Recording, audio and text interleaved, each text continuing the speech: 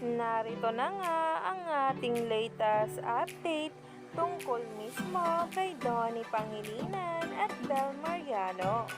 Alam naman natin na sunod-sunod pa rin nga ang kanilang taping sa kanilang upcoming teleserye na Can't Buy Me Love.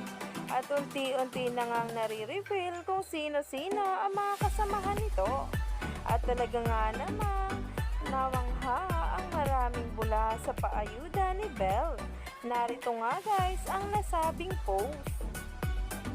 Narito nga ang mismong Instagram post ni Bel Mariano kung saan ay nasa taping nga ito at inaayusan ng glam team. At grabe na nga talaga ang pasilip na ito sa marami. Ayon pa nga sa caption ay, "Is this the first time ba na she posted an update about CBML na sa kanya talaga galing? So excited for you, Caroline. Hashtag Bel Mariano." At sinundan pa ito ng post ni Ari na, "Keep it coming, Bel.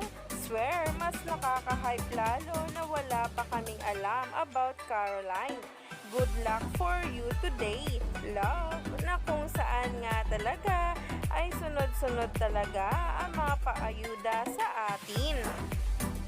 Tanga raw na excited na siyang ipakita sa atin ang kanilang proyekto ni Donnie Pangilinan na talaga nga namang umani na ng samot-saring komento sa social media.